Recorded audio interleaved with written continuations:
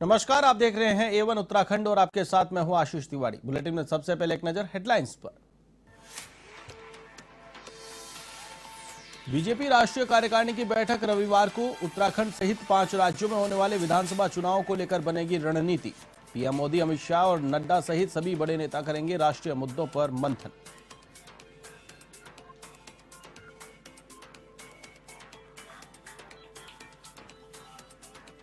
हरिद्वार दौरे पर रहे मुख्यमंत्री पुष्कर सिंह धामी। जैनाचार्य राष्ट्रीय संत रत्न सागर जी महाराज से लिया आशीर्वाद।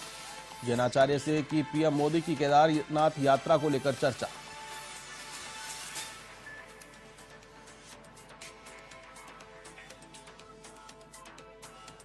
हरीश रावत का कैप्टन अमरिंदर पर पलटवार। पंजाब के फैसलों के लिए जिम्मेदारी कैप्टन को बताया केंद्र सरकार के दबाव में। कहा अमरिंदर का नई पार्टी बनाने का निर्णय पंजाब और पंजाब के लोगों के लिए गलत।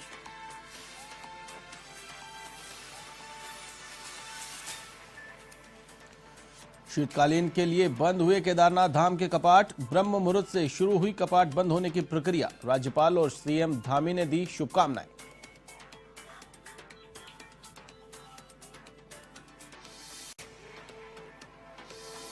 सितारगंज में विजटी चौराहे पर पलटी ट्रैक्टर ट्रॉली।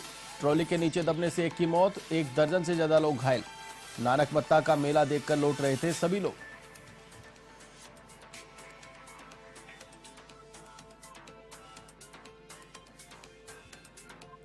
और अब खबरें विस्तार से। उत्तर प्रदेश समेत 5 राज्यों के चुनाव में रणनीति बनाने के लिए भारतीय जनता पार्टी की राष्ट्रीय कार्यकारिणी की बैठक रविवार को दिल्ली में बुलाई गई है।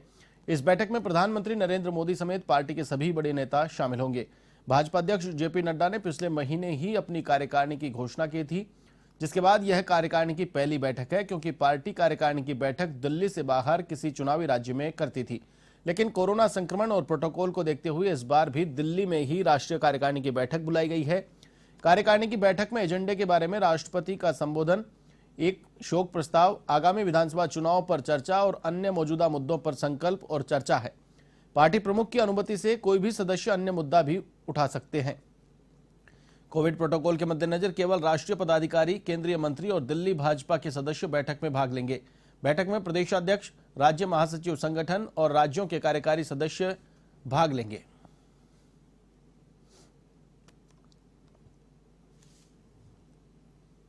मुख्यमंत्री पुष्कर सिंह धामी हरिद्वार के दौरे पर रहे। इस दौरान उन्होंने जैन मंदिर में जैनाचार्य राष्ट्रीय संत विश्व रत्न सागर सूर्य जी महाराज से शिष्टाचार भेंट की और आशीर्वाद प्राप्त किया। धामी ने कहा कि विश्व रत्न सागर सूर्य जी महाराज से आशीर्वाद मिलना मेरे लिए बड़ी बात है। इससे पूर्व मुख्यमंत्री को जैन मंदिर परिसर पहुंचने पर गार्ड ऑफ ऑनर देकर उनका स्वागत किया गया। इसके अलावा पीएम मोदी के केदारनाथ दौरे को लेकर भी चर्चा की गई।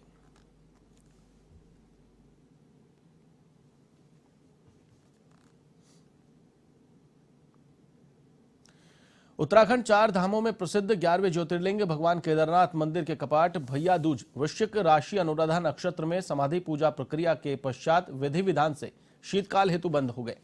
ब्रह्म मुहूर्त में कपाट बंद होने की प्रक्रिया शुरू हुई थी।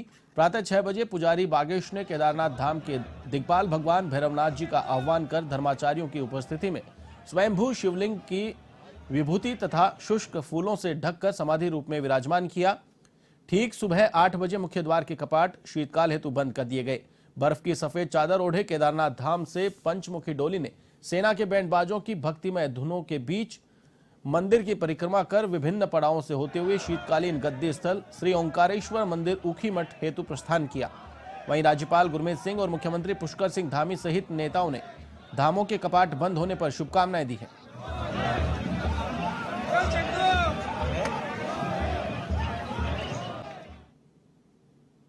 खबर उत्तरकाशी से है, जहां भैया दूज के पावन पर्व पर विश्व प्रसिद्ध यमुनोत्री धाम के कपाट वैदिक मंत्रोच्चारण के साथ शीतकाल के लिए बंद कर दिए गए, जिसके बाद शनिदेव की अगुवाई में मां यमुना की डोली शीतकालीन प्रवास सुखी मठ के लिए रवाना हुई।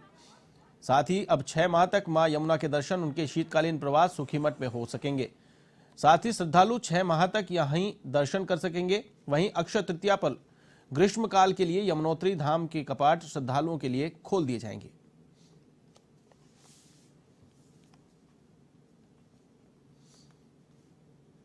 केंद्रीय पर्यटन एवं रक्षा राज्य मंत्री अजय भट्ट ने अल्मोड़ा पहुंचने पर कांग्रेस के जलाभिषेक पर कहा कि कांग्रेस को अब सद्बुद्धि आ रही है, नहीं तो आज तक कांग्रेस ने धर्म के नाम पर नरसंहार ही किया है। उन्होंने अयोध्या के मामले को लेकर कहा कि कांग्रेस और सपा ने अयोध्या में जो नरसंहार किया उसको आज तक जनता नहीं भूली है। साथ ही उन्होंने निशाना साधा, कहा कि वो केदारनाथ के विकास की बात कर रहे हैं।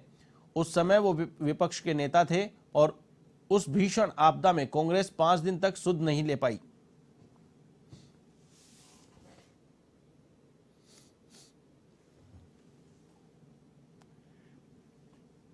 बात है कि हम लोग कर रहे हैं, मोदी जी अकलुषित भाव से कर रहे हैं। आज नहीं, सब जगह आपने देखा होगा गंगा की आरती मोदी जी ने प्रारंभ की। आपने देखा बिल्कुल रुद्राक्ष पहन के पशुपतिनाथ से लेकर आपने आज देखा केदार धाम से लेकर जगह जगह पूजा अर्चना अभिषेक किया। तो कांग्रेस को भी सद्बुद्धि आ गई है। जो कहते थे पहले से कि किस विद्यालय में प्रभु राम ने पढ़ा, राम ने किस विद्यालय में पढ़ा, प्रभु भी नहीं लगाते थे। और आपने देखा है मंदिरों के प्रति उन्होंने क्या रुख अपनाया। अयोध्या में जानबूझ के नरसंहार करवाया। उस समय माननीय नरसिंहा राव जी थे, आपको सबको पता है।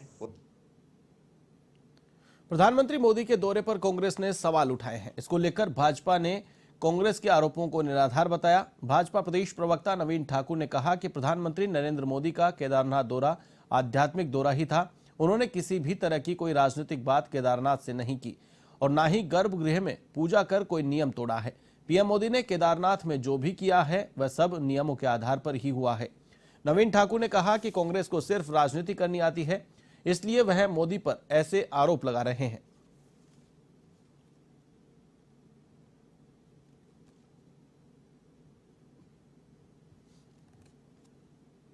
माननीय प्रधानमंत्री जी के कार्यक्रम पर भी टिप्पणी करना ये कांग्रेस की हताशा और निराशा को दर्शाता है।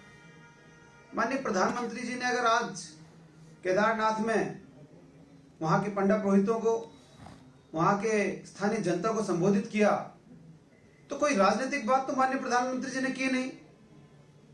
माननीय प्रधानमंत्री जी ने यह तो नहीं कहा कि भारतीय जनता पार्टी को वोट दो। ना माननीय प्रधानमंत्री जी ने कांग्रेस का नाम लिया, ना ही किसी राजनीतिक दल का नाम लिया। कोई एक राजनीतिक बात तक माननीय प्रधानमंत्री जी ने नहीं की, तो फिर कांग्रेस को ये कहां से राजनीति लगती है। माननीय प्रधानमंत्री जी ने अध्यात्म की बात की, धर्म की बात की। लगातार बढ़ रहे पेट्रोल डीजल के दामों को लेकर छत्तीसगढ़ के कैबिनेट मिनिस्टर कवासी लखमा ऋषिकेश पहुंचे। इस दौरान प्रेस कॉन्फ्रेंस कर केंद्र सरकार पर निशाना साधा। उन्होंने कहा कि एक महीने में 20 बार पेट्रोल डीजल के दाम बढ़ाकर एक बार कम करने से जनता में आक्रोश कम नहीं होगा। साथ ही पीएम की केदारनाथ यात्रा को लेकर भी सवाल खड़े किए।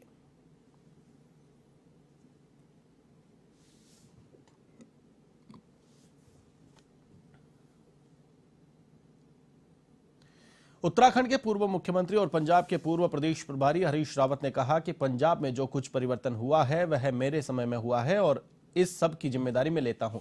दरअसल हरीश रावत ने कैप्टन अमरिंदर सिंह के उस पत्र का जवाब देते हुए कहा कि जिसमें कैप्टन ने लिखा था कि हरीश रावत को इंपोर्टेंस दी गई है। हरीश रावत ने बड़ा बयान देते हुए कहा कि लीडरशिप ने कोई फैसला नहीं लिया, मैंने समझा और आवश्यक समझकर फैसला लिया है।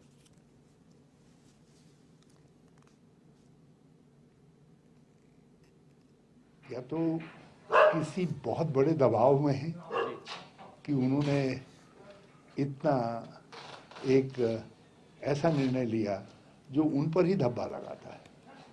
उनको पार्टी के साथ रहना चाहता है, जिस पार्टी ने 9.5 साल आपको मुख्यमंत्री बनाया, 3 बार प्रदेश कांग्रेस कमेटी के अध्यक्ष बनाया, एमपी बनाया, डिप्टी लीडर बनाया लोकसभा के अंदर। तो आपको यदि कुछ समय पार्टी ने विश्राम दे दिया तो इसका अर्थ ये नहीं है कि आप बगावत करें। यदि सबकी यही धारणा रहेगी तो फिर राजनीति में कभी स्थिरता आ ही नहीं पाएगी। बदलाव होते हैं और यदि कांग्रेस ने वहाँ पर कुछ परिवर्तन किए हैं तो उन परिवर्तनों को सपोर्ट करना चाहिए था। यदि सपोर्ट नहीं कर सकते चुप रहना चाहिए। छत्तीसगढ़ के वाणिज्य कर, आबकारी एवं उद्योग मंत्री कवासी लखमा जोली ग्रांट एयरपोर्ट पहुंचे, जहां कांग्रेसी कार्यकर्ताओं ने उनका स्वागत किया। इस दौरान उन्होंने कहा कि उत्तराखंड शांति कुंज में पूजा अर्चना के बाद वे बद्रीनाथ के दर्शन करेंगे और उत्तराखंड के कल्चर व संस्कृति को जानेंगे। आपको बता दें कि उत्तराखंड की खूबसूरत वादियां पर्यटकों के साथ साथ मंत्रियों को भी खूब लुभाती है। इसी क्रम में छत्तीसगढ़ के मंत्री ने भी उत्तराखंड का रुख कर यहां के 4 धाम के प्रति अपनी आस्था जताई। कांग्रेस नेता सागर मनवाल ने कहा कि उत्तराखंड के लिए सौभाग्य की बात है कि लगातार 5 बार विधायक रहने वाले छत्तीसगढ़ के कैबिनेट मंत्री देहरादून पहुंचे।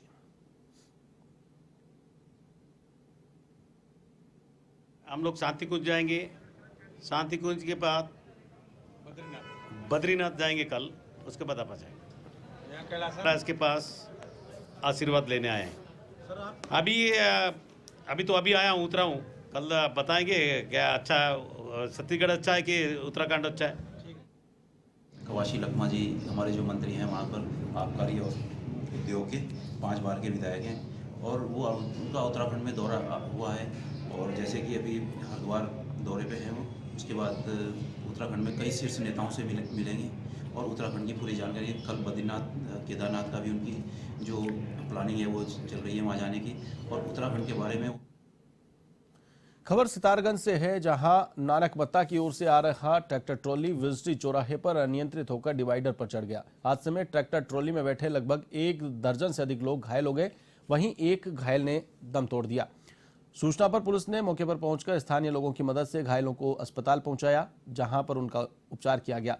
जानकारी के मुताबिक नानकमत्ता से मेला देखकर ये लोग घर लौट रहे थे और इसी दौरान यह हादसा हो गया। सभी लोग बरेली बदायूं के रहने वाले बताए जा रहे हैं। हरिद्वार के ज्वालापुर कोतवाली क्षेत्र में दीपावली के दिन पटाखे जला रही महिलाओं के साथ छेड़छाड़ और झगड़े को लेकर पुलिस ने कार्रवाई की है। पुलिस ने मौके पर पहुंचकर तुरंत ही हालात को काबू में किया और आरोपियों के खिलाफ मामला दर्ज किया। इसके बाद पुलिस ड्रोन कैमरे से मकानों की छतों पर जमा ईंट पत्थरों की निगरानी कर रही है और मकान मालिकों को निर्देश दिए हैं कि छतों से ईंट पत्थर हटा दिए जाएं, नहीं तो सख्त कार्रवाई की जाएगी।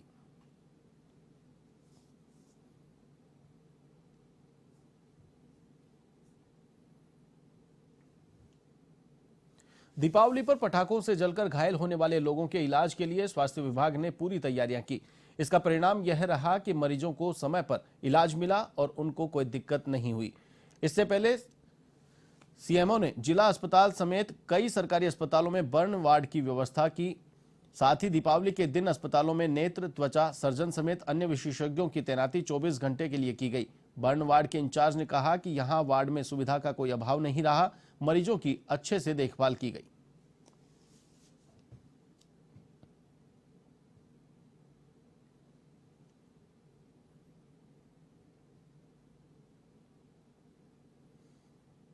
आदमी को ध्यान रखना चाहिए, वो जले ना, कोई लापरवाही नहीं होनी चाहिए, कोई बेवकूफ़ी की हरकतें नहीं होनी चाहिए। जो आदमी जलता है वो या तो लापरवाही से जलता है या वो अपने आप को बहुत ज़्यादा इंथुजियास्टिक या बहुत ज़्यादा एडवेंचरस करने लगता है, तब जलता है दिवाली पे। अगर आप अनार को हाथ में जलाओगे तो जलेगा, जो आपको एक्सीडेंट का खतरा है जलने का। अगर आप फुलझड़ी को इधर उधर फेंक दोगे तो उस पर बच्चे पैर रख लेते हैं, जल जाते हैं। तो हर एक आदमी को बहुत बहुत बहुत केयरफुल रहना है कि तो ये तो जब दिवाली के बाद ये ज़्यादा कुछ हुआ है, ठीक है, पॉल्यूशन वगैरह, इसका तो एक ही है, मतलब इससे तो सांस लेने में बहुत दिक्कत आती है लोगों को। एक तो सांस लेने में दिक्कत है, खांसी है, जो दमा के पुराने मरीज हैं जैसे टीबी वगैरह के, उन्हें बहुत दिक्कत है। इसका बचाव तो वही है, मास्क लगा के रखें और यही सब करना है। बाकी तो दूसरा क्या है कि पॉल्यूशन बहुत ज़्यादा फैल चुका है, मेन तो मास्क का ही है, मास्क लगाएं। बाकी जो खांसी उसी है, ये भी होगी ज़्यादा। और जो दमा पुरानी पेंशन बहाली की मांग को लेकर national movement for old pension scheme Uttarakhand की ओर से राजधानी देहरादून में आगामी 15 नवंबर को विशाल रैली का आह्वान किया है। यह संगठन पिछले कई सालों से पुरानी पेंशन की बहाली की मांग को लेकर आंदोलन करता रहा है। आपको बता दें कि 15 नवंबर को देहरादून के परेड ग्राउंड से सचिवालय तक रैली निकालकर विरोध प्रदर्शन किया जाएगा।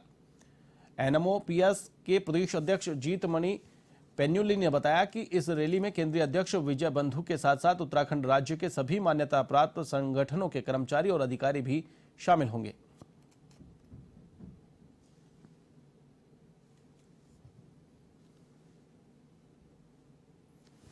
इसी परिप्रेक्ष्य में हमारी 15 नवंबर 2021 को परेड ग्राउंड से सचिवालय तक एक रैली होगी, जिसमें 1 अक्टूबर 2005 के बाद नियुक्त उत्तराखंड के 80,000 कर्मचारियों को आह्वान किया गया है और जो हमारे राष्ट्रीय अध्यक्ष हैं श्री विजय कुमार बंधु, वो इसके कार्यक्रम के मुख्य अतिथि होंगे। दिल्ली प्रदेश के जो अध्यक्ष हैं मंजीत पटेल जी उसमें होंगे और विभिन्न कर्मचारी संगठनों के अध्यक्ष महामंत्री इसमें होंगे।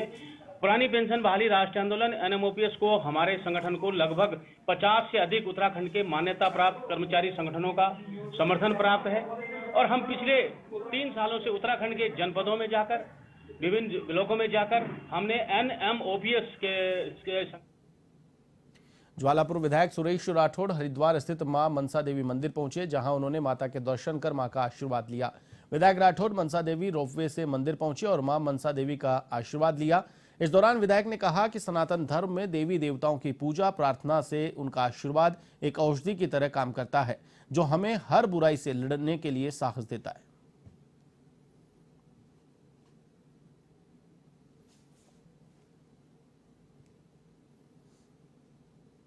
पूजा अर्चना करने की दृष्टि से संगठन और सरकार ने जो जिम्मेदारी लगाई है उसमें अपनी जिम्मेदारी को निभाते हुए एक संदेश देश और दुनिया में देने का काम करेंगे।